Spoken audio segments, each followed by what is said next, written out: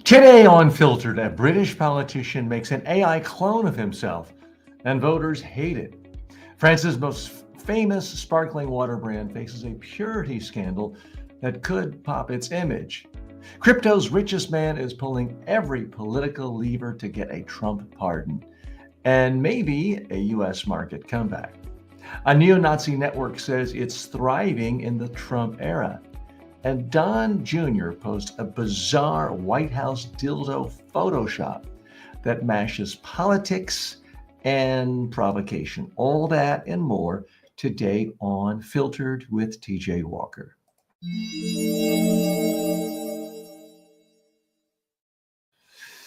Okay, thanks for joining me today. My name is TJ Walker, and this is a new program where we decipher the news. We look at the top business, technology, and culture stories of the day and analyze them, filter them through the lens of communication skills. So let's dive right in with story one. British Labour Member of Parliament Mark Seward's thought he'd found the perfect fix for his overflowing inbox: to clone himself, sort of. Facing more than 6,000 constituent messages in 3 months, he unveiled AI Mark, a chatbot with his voice and Yorkshire accent. He says it's about accessibility. Voters say it's lazy, impersonal, and even bad for the environment. Neural Voice, the company behind it, insists it will make members of parliament more reachable. Similar experiments include Sweden's prime minister using AI as a second opinion and AI Steve running for parliament. AI Mark avoided gaffes for the most part, but stumbled on substance, often answering, "I don't have that information." On bigger questions, Palestine, the economy, he stuck to safe talking points. The real issue, whether constituents will accept a digital stand-in for their elected representative. Judging by the reaction, MPs might want to keep the chatbots as assistants, not replacements. Okay, so what's the real message here? A member of parliament used a chatbot to try to help his constituents, and people went crazy. They went bizarre. But you know what else? When people went bizarre, the first time they saw a movie and a train was coming on the screen, they jumped out of their seats. People are always scared of new technology. I predict that within 10 years, every single elected official anywhere in the world is going to have a chatbot to answer constituents' questions. Okay, let's delve a little deeper. Am I saying this can't be abused? Am I saying that this is the answer to all problems? No, but let's not kid ourselves. If you think a member of Congress, a member of Parliament, a member of a huge legislative body can sit there and answer thousands of questions every day personally, you're fooling yourself. Now, as this member of Parliament said, he's received 6,000 messages from his constituents in just the first few months. There's literally no way someone working 24 hours a day could answer 6,000 messages. Now, I can tell you from more than 30 years ago, when I worked for members of Congress, they just had staff doing it full time. And maybe if it was a brand new topic, the member of Congress would take a quick look and say, okay. But you were getting something representing the staff member, the elected official, not the staff member. You weren't getting the actual attention because there's too many people. It just can't be done. Doesn't matter how hardworking someone is. So wouldn't an AI clone that has ingested everything that politician has ever said, every position paper, every speech, if it's uploaded into the clone's brain, the answer the clone is going to give is actually more honest, more accurate than what some 22-year-old staffer can just do on their own, thinking up what the best answers are. So I see this as a huge step forward. Now, full disclosure, conflict of interest, I have my own AI clone. You'll see it in a minute when we go to the ads, tjwalker.ai, and I can tell you some people don't like it. Well, guess what? Some people didn't like it when the very first people started using answering machines. I remember, for me, it was the early 80s. You get an answering machine, it's like, oh, what do I do here? This feels strange. Let me hang up. People thought it was really weird when voicemail came in. All technology. You know what people thought was really weird was hearing Edison's phonograph, hearing music come out of a speaker. It was like, oh my God, this room, this house is haunted by ghosts. That was the perception. So there's a long, long tradition of people being scared by new technology. And I don't say this is holier than thou. I won't say I'm scared of technology, but I can be overwhelmed sometimes. I had a brand new popcorn maker on my counter in the kitchen that I bought the other day. And it just sat there because I procrastinated. I didn't want to take the time to learn how to assemble it. Finally, I found a YouTube video. I realized my daughter had put it together without any YouTube video. She's a little more technologically savvy or savvier than I am. So that's what I think is really going on here. I want to congratulate Mark Seward for trying to be more responsive to his constituents, because the beauty of an AI clone is it's instant. If you have a question about, what's the new tax policy going to be if I build an addition to my home, presumably you would want an answer to that right away, even if you wake up at 5 a.m. Now, presumably, if Mark Seward programmed his clone the right way, ingesting all the laws that he's responsible for, the clone could speak to the constituent and give them the exact precise information. Whereas if you're writing an email on a Friday evening, best case scenario, if you want a human to answer it, we're looking at Monday afternoon, and realistically, if thousands are coming in, maybe a week later. So I see artificial intelligent clones being tools that are going to be really helpful to politicians. Is there a possibility for abuse? Absolutely. Here in the United States, most cloning companies are so afraid to be associated with a politician.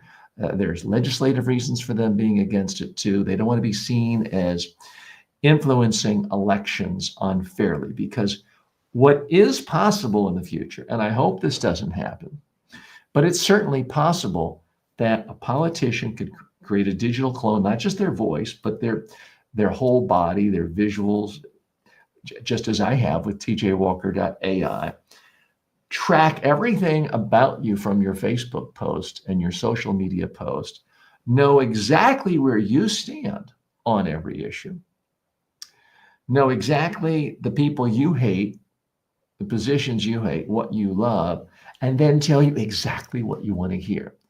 And in theory, it could be different for every single voter, so that every constituent feels like, wow, here's a politician who finally gets me. That's a dystopian future. I hope we don't achieve that. Certainly, I'm in favor of legislation that would make that prohibited. That's not what we want, but that certainly does not sound like what the British Labour member of Parliament, Mark Seward, was doing.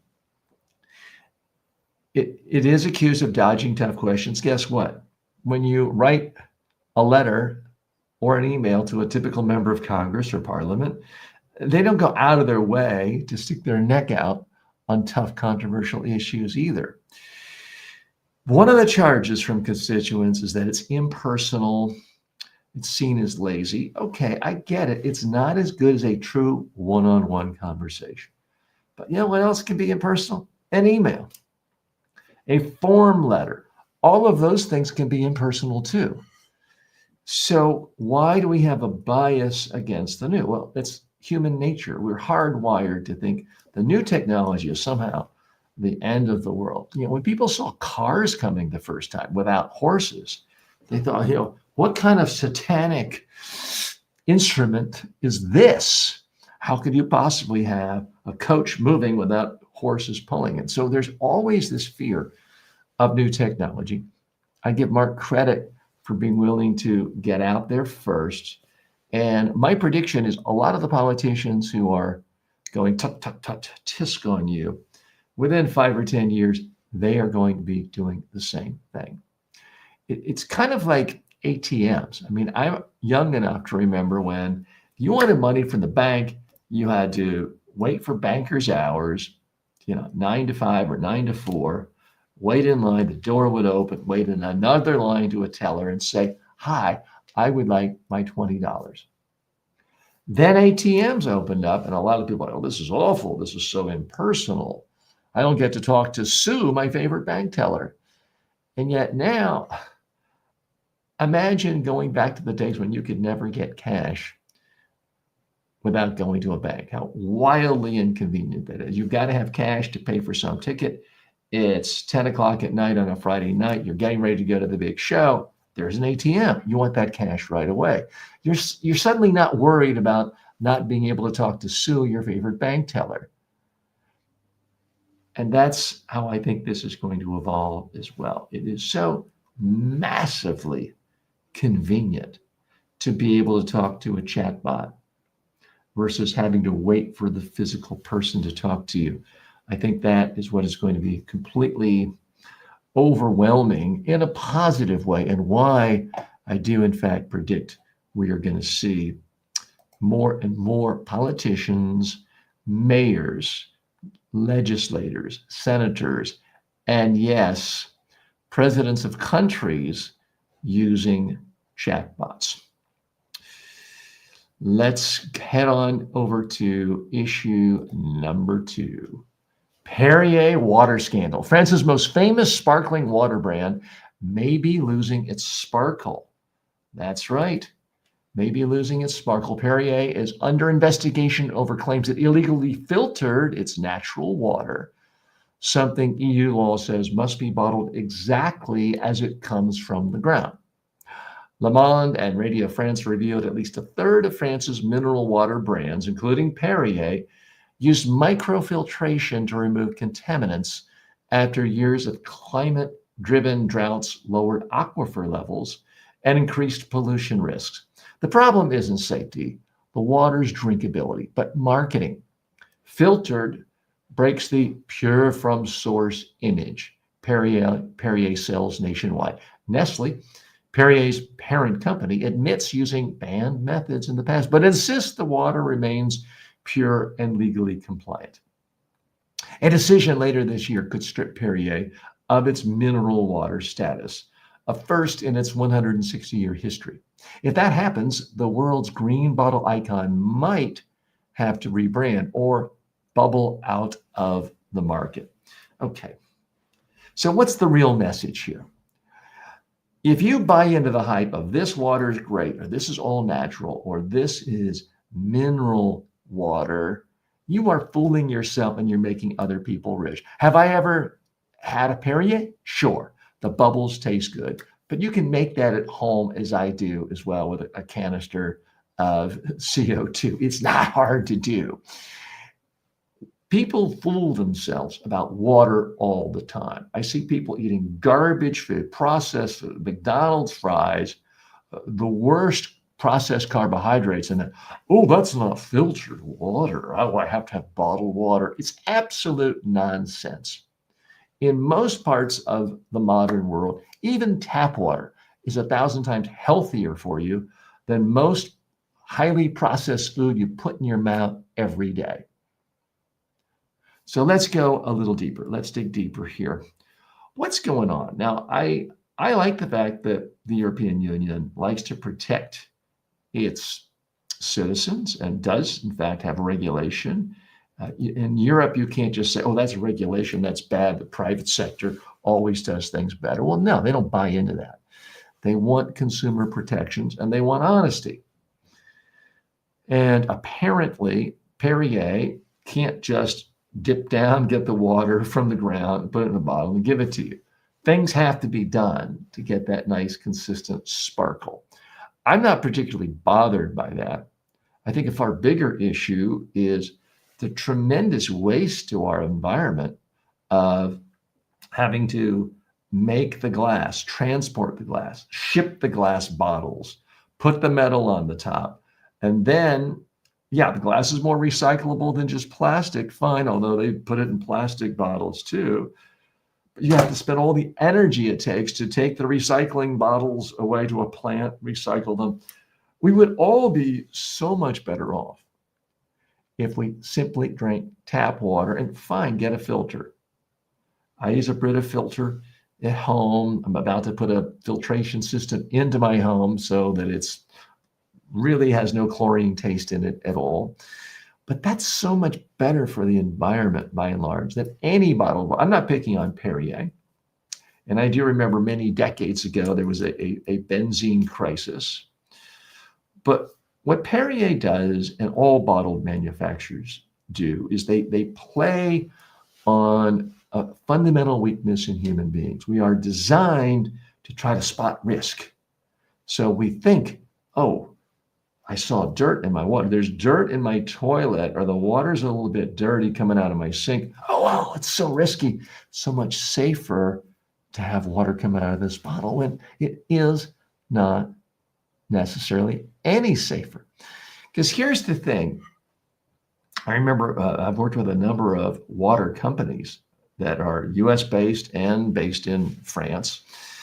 And here's the thing the water executives tell me is that your tap water generally is much cleaner and safer than anything in bottled water. That is because water that went into a bottle might have gone in there 6 months ago, 18 months ago. There could be bacteria growing.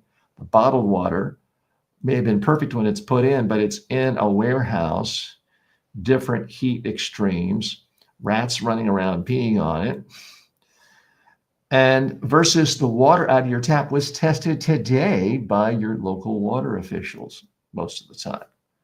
So we fool ourselves, we delude ourselves into thinking that bottled water is necessarily safer. I understand we have a lot of friends in India and other parts of the world where, okay, the E. coli bacteria quotient in tap water is maybe too high, and there is good reason for drinking water out of a bottle. But you've got to know your country. And if you're here in the United States, unless you're in Flint, Michigan, it's by most accounts highly irrational, bad for the environment. You're not doing anything whatsoever for your health by drinking water from a bottle. So please think twice. Don't buy into the hype. More in a moment after these commercial messages. Imagine having a communication coach who never sleeps. Meet your new secret weapon, the TJ Walker AI clone. Go to tjwalker.ai and start getting custom coaching 24/7. No scheduling, no hourly fees. I've trained presidents, prime ministers, and Fortune 500 CEOs, but the same exact communication I've delivered to world leaders is now available to you online, anytime at MediaTrainingWorldwide.com. Whether you're speaking on camera, pitching a client, or handling a crisis, you need these tools. These aren't fluffy motivational videos. They're practical, battle-tested techniques to help you speak clearly, confidently, and persuasively. Go to MediaTrainingWorldwide.com and take your communication to the next level. Got feedback or a question for me? I actually read them, and if you send one, I'll send you a free mini course as a thank you. Just head to tjwalker.com/feedback. Ever wish you could just ask me your question live? Now you can. Every week I go live with members only.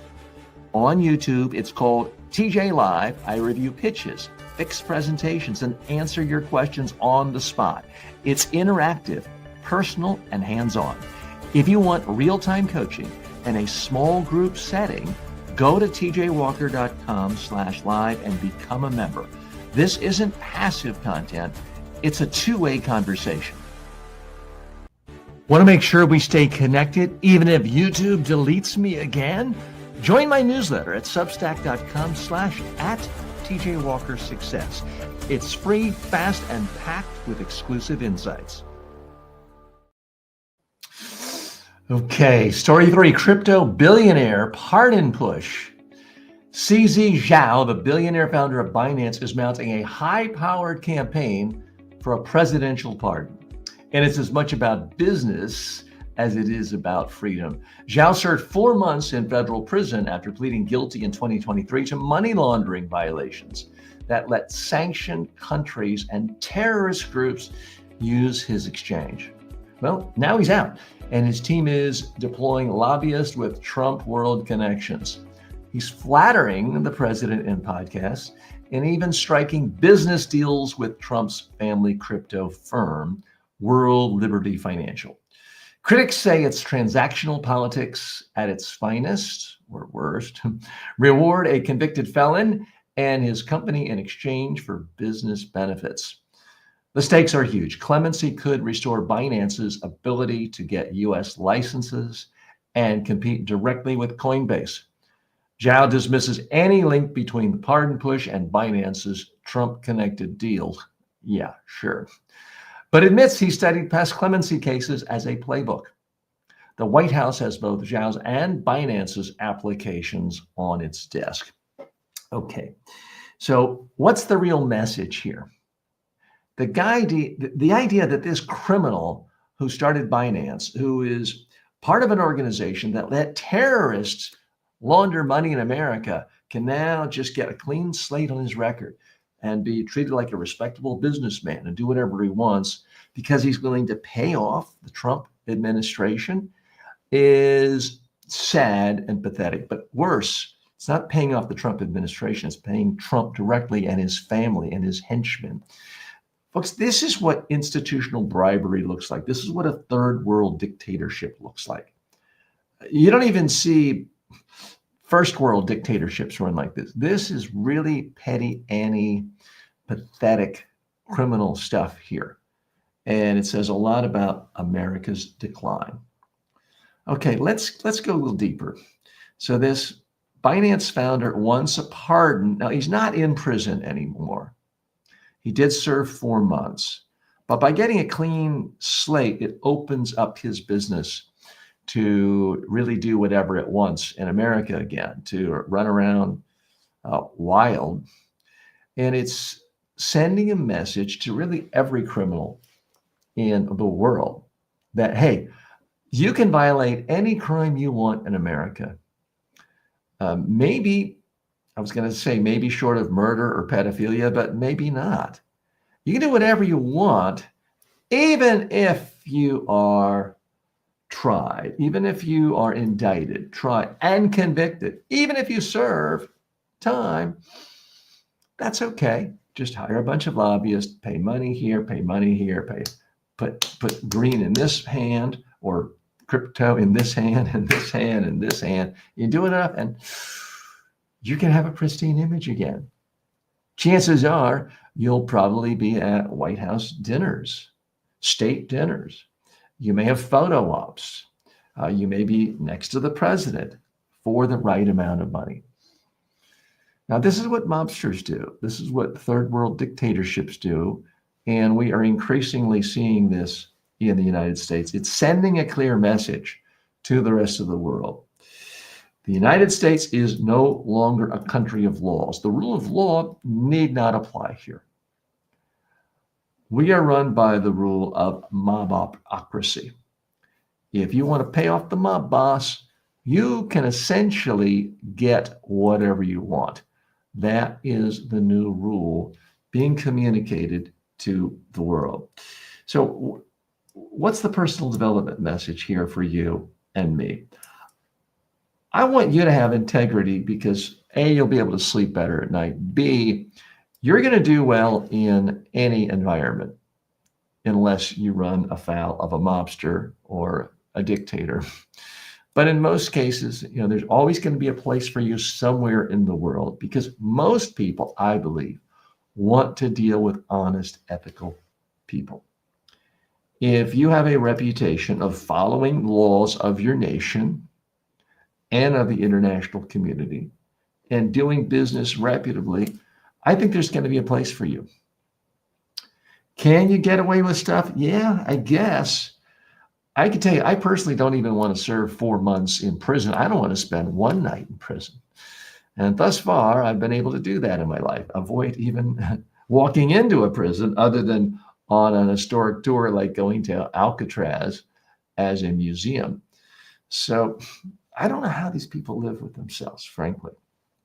But call me old fashioned, call me old. You can say, hey, boomer, what's wrong with serving time in prison if you get to be crypto rich? You get to be a crypto billionaire. Isn't that what it's all about?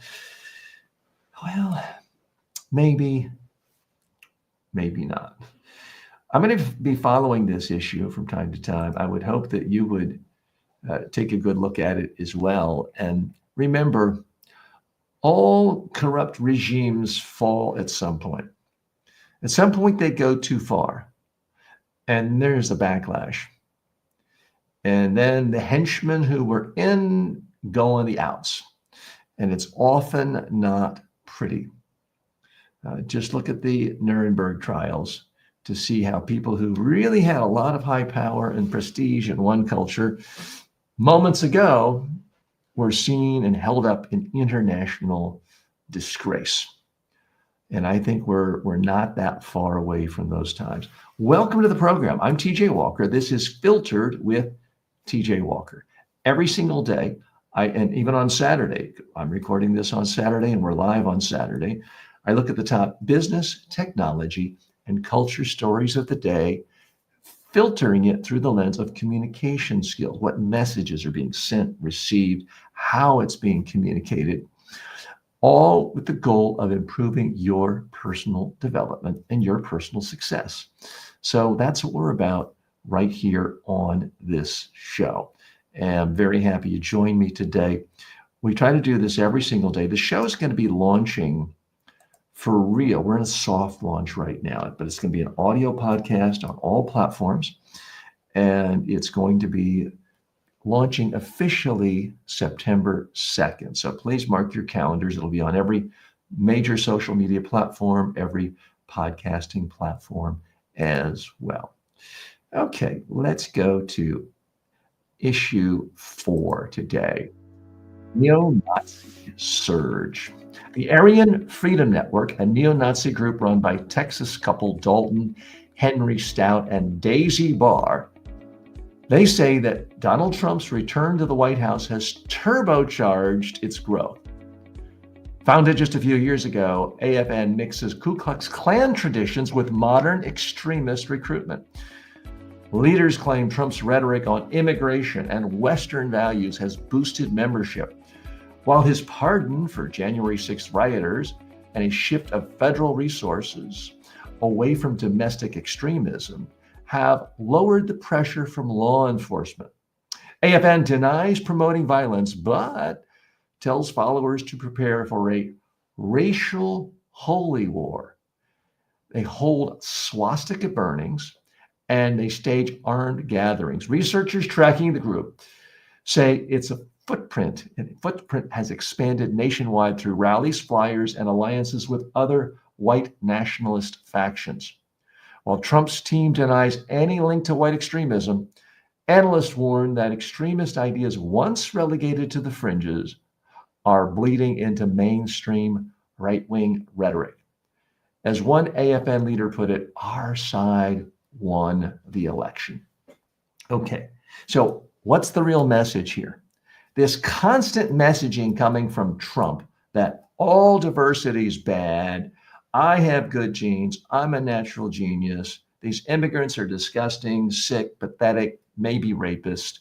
It's the best thing that ever happened to the modern white supremacy movement. They're saying, yes, thankfully, somebody on our side. And they are gaining recruits on a daily basis. And when people spend time to say, oh, look how bad liberals are, they don't like Sydney Sweeney because she's pretty, it's a smokescreen to have us not look at the thousands and thousands of people joining these white supremacist movements across the country today in 2025. Okay, let's dig deeper. Again, it's the Aryan Freedom Network. By their own admission, their membership is going way up thanks to Donald Trump and his constant rhetoric implying that white people are good and Nazis are good people, essentially. They're cutting back on FBI and law enforcement officials looking at domestic terrorism, although they suddenly have a lot of resources to attack and track down elected Democratic officials from the state of Texas. That's horrible, but Nazis holding rallies in Klan outfits with guns, burning crosses, hey, no problem there. We don't need to look at that. No need to start an FBI file on that. That couldn't possibly lead to crime. And again, they're claiming they don't want violence, but yet they're promoting a racial holy war. So yes, in 2025, believe it or not, there are a lot of Americans who believe that only white people should live in America, that there's going to be a racial war, and that brown people and black people and anyone who isn't their version of white is going to be the enemy. And it's going to be a real war, not a metaphorical war, not a war of burns on social media or memes on X, but an actual war. And they are arming. When you see liberals get together on the Upper West Side, the strongest weapon they have is their phone to do a nasty tweet. But when you see white Aryan organizations and Aryan freedom networks getting together, these people have the real firepower with real bullets. And it's consistently ignored by the mainstream media because it's so much more enjoyable to run a video clip of a really sexy Sydney Sweeney and the fact that two obscure liberal progressive commentators who have a grand total of about 5 followers said they didn't like the ad. It's much easier to focus on that because you can run this footage of Sydney Sweeney than it is to talk about an actual growing Nazi movement in America that, to their credit, they're honest about it. They point out, hey, Donald Trump's the best thing that ever happened to us. He's on our side. Okay, issue 5. Don Jr.'s bizarre Photoshop. Donald Trump Jr. is back in the headlines, this time for posting a Photoshopped image of his father, President Trump, tossing a bright green. Folks, I'm trying to make this a family show, but this is what's happening by the first family, so I have to report it to you. Tossing a bright green dildo off the White House roof toward a group of female basketball players, captioned, posted without further comment. The image mashes together 2 recent viral moments: the president's odd rooftop appearance earlier this week and the string of dildo throwing incidents disrupting WNBA games, most recently hitting Indiana Fever guard Sophia Cunningham. The post drew 80,000 likes, but also a wave of criticism. Some marked the crassness. Others noted the irony of Trump's allies invoking women's sports to attack trans athletes while making lewd jokes about female players. Journalist Mehdi Hassan commented, remember, these are the same people who bash trans people because they care about women's sports. Okay. It's the latest example of the Trump orbit blurring politics, provocation, and pop culture into a single social media stunt, one that grabs attention but leaves critics questioning the dignity of the presidency. So, what's the real message here? What is the real message here? It's that Donald Trump and his family, those around him, are infected by a disease that says the only thing that matters is attention. The fact that I actually have the greatest power in the world doesn't mean anything. I want more attention on social media. I want people talking about, I want to be on TV. I want to be on every social media platform. So Don Jr. thinks it's cute to post images of his father throwing a dildo off the White House. So I misspoke earlier saying it leaves questions about the dignity of the presidency. No, there's no question anymore. This presidency says we don't care about any dignity as long as we get attention. I don't think we're that far away. Forget images posted on Twitter. I don't think we're that far away from President Trump trying to change attention from Epstein by just coming out on the White House lawn and pulling his pants down, saying, hey, Take that, liberal media. Let's dig deeper here. It's one thing to say, okay, Don Jr. isn't anybody special. He's not elected to anything. He's just the kid of someone in power. Here's the problem with that. Don Jr. now has more credibility with the MAGA people than any of the other Trump kids. And I'm not the only one to speculate that come 2028, if Donald Trump has not figured out a way to just have his henchmen on the Supreme Court say that the 22nd Amendment, barring presidents from running and serving more than 2 terms, if he can't somehow get that eliminated, he could easily run his own son. You just dust off the signs from before. It still says Donald Trump. You add a little Junior on it. And he could simply tell people, hey, I'm the unelected or the volunteer chief of staff for Don Jr. Meanwhile, he gets elected, counts the votes on his terms, and Don Jr. goes on a vacation for 4 years. And Donald Trump's there in the White House saying, well, I'm the chief of staff and I'm speaking on behalf of the president. And it would all be cute and clever. And at some level, marginally constitutional, because it wouldn't technically be the same person's name on the ballot. But that's why I'm especially interested in Don Jr., because he's definitely his father's son.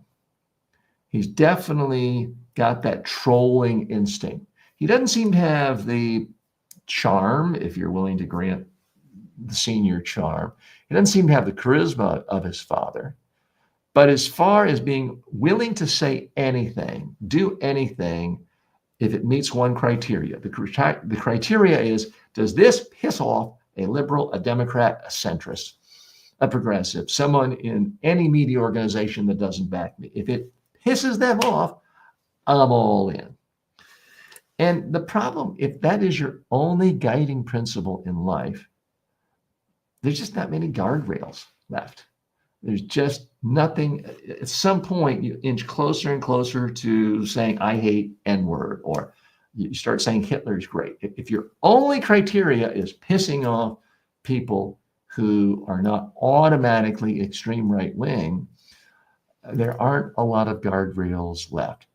More in just a moment. The Communiverse has room for a few select sponsors. If you're legit, no crypto, no sugary drinks, no scams, just real value. Inquire now at tjwalker.com/advertise. Imagine being the most confident person in the room, whether you're on Zoom or on stage. That's what thousands of professionals are learning to do right now through my online communication courses. At Media Training Worldwide, you can access my complete training library on demand, affordable, and actually effective. Whether you're preparing for media interviews, client presentations, or TED-style talks, I've got you covered. Check it out, MediaTrainingWorldwide.com. You'll never wing it again. Want to support the show? Skip the ads and buy me a coffee. That's buymeacoffee.com/TJWalker. Want direct access to me live? Want to unlock bonus episodes, behind-the-scenes takes, and full access to my premium courses? Then become a member today. Just go to tjwalker.com/members and choose your preferred platform, YouTube, Patreon, whatever works for you. This isn't just another subscription. It's a full access pass to the tools, coaching, and content that can transform your communication and career. tjwalker.com/members. I'll see you inside.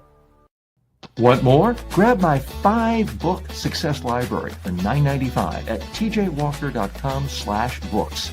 It's the fastest way to level up your communication.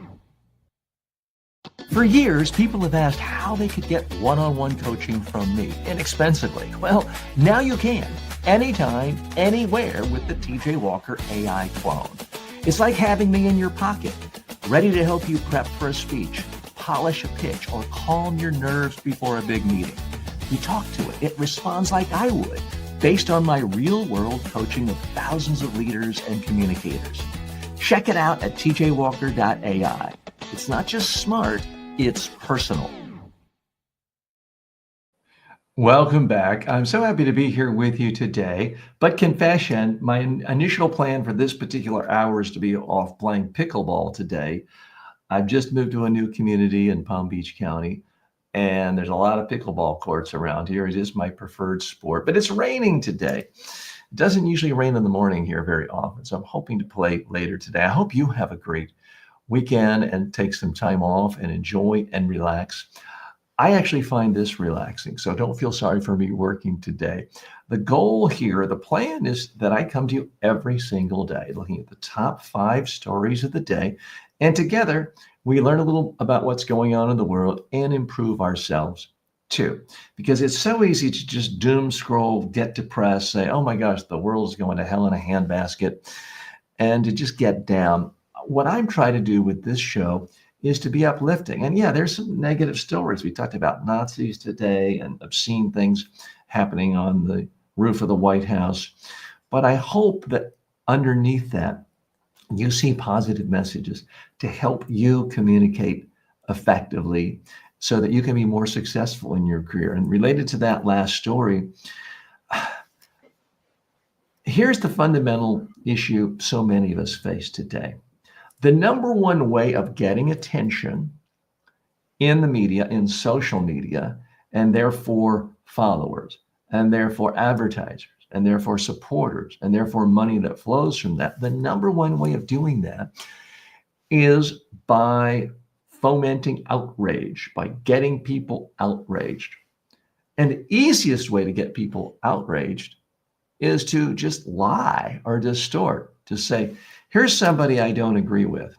And maybe on the intellectual spectrum, ideological spectrum across the world, maybe they're a centrist, or maybe they're an inch or two left or right of center. The way to get attention is to say, here's this person who disagrees with me. And they are so extreme, they're so great, crazy, they're such monsters. They want to come to your house, kill all your loved ones, commit acts of necrophilia. I mean, that's unfortunately the way to get attention. I'm not willing to play that game. I hope you aren't either. I'm in this for the long-term game, the long game. I want you to be in it the long game. The people I see who are most successful, personally and professionally, don't take the easy way out. They realize that you can have integrity when you communicate. You can have integrity whether you're making a podcast, a speech, a YouTube post, a Facebook post, a post on any social media platform. You can be honest and ethical, and maybe you don't get as many retweets. Maybe you don't go viral as often, but long term, you're in a much, much stronger position. I hope you feel like you're stronger after spending some time with me today. And I look forward to spending time with you every day. If you haven't yet subscribed, go ahead and do so. Mark your calendars. This show officially launches, Filtered with TJ Walker, September 2nd, 2025. At that point, we'll be available on every platform, every podcasting platform as well. Hoping you have a fantastic Saturday. I'll see you tomorrow.